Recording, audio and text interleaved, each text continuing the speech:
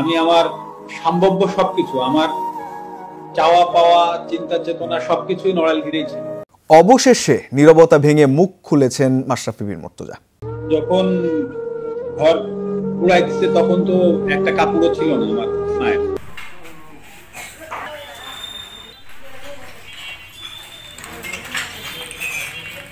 কেউ থাকার সুযোগ নাই সেখানে, ওদেরকে বা আসলে কিভাবে রাখবো বা কি করবো এখন। গোটা কয়েকদিনে বাংলাদেশে বেশ কিছু আওয়ামী লীগ নেতার বাড়ি ভাঙচুরের খবর এসেছে মিডিয়ার মাধ্যমে।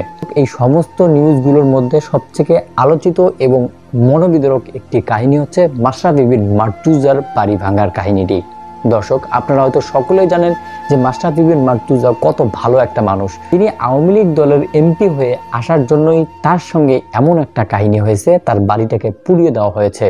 কিন্তু দর্শক, এবার মাশরাফি বিন মুর্তজা একটি ভিডিও করেছেন, যেই ভিডিওটির মাধ্যমে তিনি এমন কিছু কথা বলেছেন, এমন কিছু ইম্পর্টেন্ট কথা বলেছেন, যে কথাগুলো আপনাদের শোনা দরকার। আসলে তার সাথে কি হয়েছে, তার বাড়িটার ভিতরে কে কে ছিল, তার বাড়ির ভিতরে আসলে কারা থাকেন, যখন আগুন দিয়েছিল দুর্বৃত্তরা তখন আসলে বাড়ির ভিতরে কারা ছিল, কি একটা অবস্থা হয়েছিল, সেই বিষয়টি বর্ণনা করেছেন মাশরাফি বিন মুর্তজা। সো দর্শক, আমি আপনাদেরকে রিকোয়েস্ট করব, অবশ্যই আপনারা কিন্তু ভিডিওটি একটু স্কিপ না করে সম্পূর্ণ ভিডিওটি দেখবেন। এটা কিন্তু আমাদের ক্রিকেটার মাশরাফি বিন মুর্তজা, তিনি আমাদের শত বাঙালির একজন স্বপ্ন ছিলেন। তার বাড়ি ভাঙচুর করা হয়েছে শুধুমাত্র তিনি আওয়ামী লীগ থেকে এমপি হওয়ার জন্য। আসলে দর্শক, মাশরাফি বিন মুর্তজা আরো বিস্তারিত কিছু কথা বলেছে। সো দর্শক, আমি আপনাদেরকে রিকোয়েস্ট করব, অবশ্যই আপনারা মাশরাফি বিন মুর্তজার পুরো ভিডিওটা দেখবেন, তার কথাগুলো শোনার চেষ্টা করবেন। আমি আমার সম্ভাব্য সবকিছু, আমার চাওয়া পাওয়া, চিন্তা চেতনা সবকিছুই নড়াইলগিরেই ছিল। যে আমার নড়াইলের আসলে কোন জিনিসটা করলে নড়াইলের মানুষ উপকার, সেই জায়গাটা নিয়ে আমি কাজ করেছি। যখন ঘর উড়াইতেছে তখন তো একটা কাপড়ও ছিল না আমার মায়ের বা আমার বাবার, ওই এক কাপড়েই বের হয়েছে।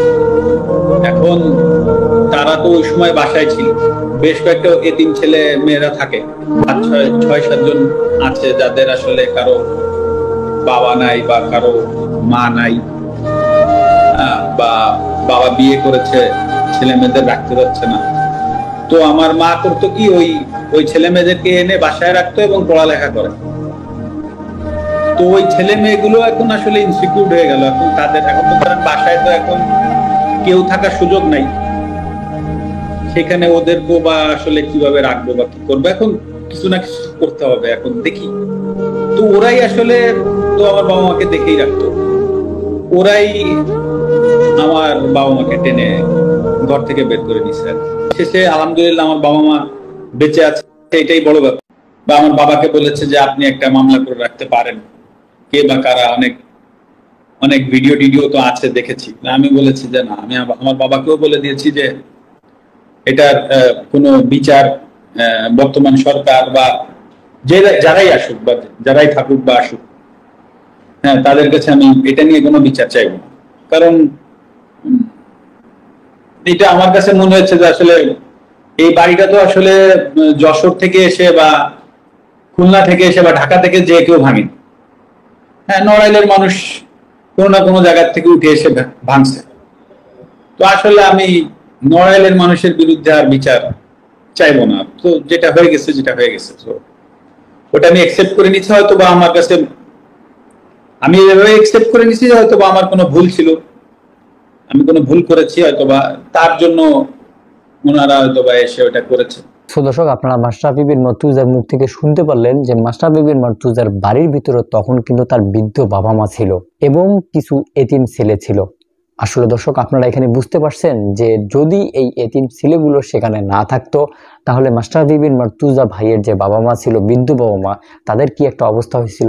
আসলে আমাদের বাংলাদেশের যে বৈষম্য বিরোধী ছাত্র আন্দোলন একটা দাবি করেছিল, একটা দফা নিয়ে যে আন্দোলনটা করেছে এবং যেই আন্দোলনে তারা স্বাধীনতা লাভ করেছে, সেই স্বাধীনতার মানেটা কিন্তু এটা ছিল না যে মানুষের বাড়িতে আগুন দেওয়া বা কারো ক্ষয়ক্ষতি করা। এমন কোনো উদ্দেশ্য নিয়ে কিন্তু ছাত্ররা আন্দোলন করেনি। হ্যাঁ, আপনারা এটা বলতে পারেন যে যারা এই সরকারকে সাপোর্ট করেছে, যারা জুলুমকে সাপোর্ট করেছে, তাদের বিচার হওয়া দরকার বা তাদের শাস্তি হওয়া দরকার। কিন্তু মাশরাফি বিন মুর্তজা, আপনারা সকলেই জানেন, তিনি বরাবরই ভালো কাজ করে গেছেন। তিনি বরাবরই কিন্তু তার যে নড়াইল যে আসনটা আছে, সেই আসনটার মানুষের পাশে দাঁড়িয়েছেন। তার কোনো কেলেঙ্কারি খবর এখন পর্যন্ত কিন্তু প্রমাণিত হয়নি। তাহলে এরকম একটা মানুষের সঙ্গে আমাদের বাংলাদেশের মানুষ কি একটা আচরণ করেছে, আপনারা হয়তো মাশরাফি বিন মার্তুজা ভাইয়ের চেহারাটার দিকে তাকালেই বুঝতে পারবেন। তো দর্শক, মাশরাফি বিন মার্তুজা ভাইকে নিয়ে আপনাদের যে কোনো রকমের মন্তব্য করতে পারেন আমাদের ভিডিও কমেন্ট বক্সে।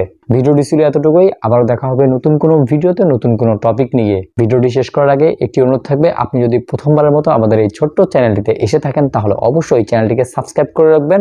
আমাদের এই চ্যানেলটিতে প্রতিনিয়ত আপডেট ভিডিওগুলো আপলোড করা হয়।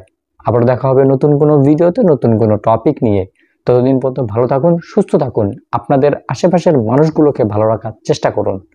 আল্লাহ হাফেজ।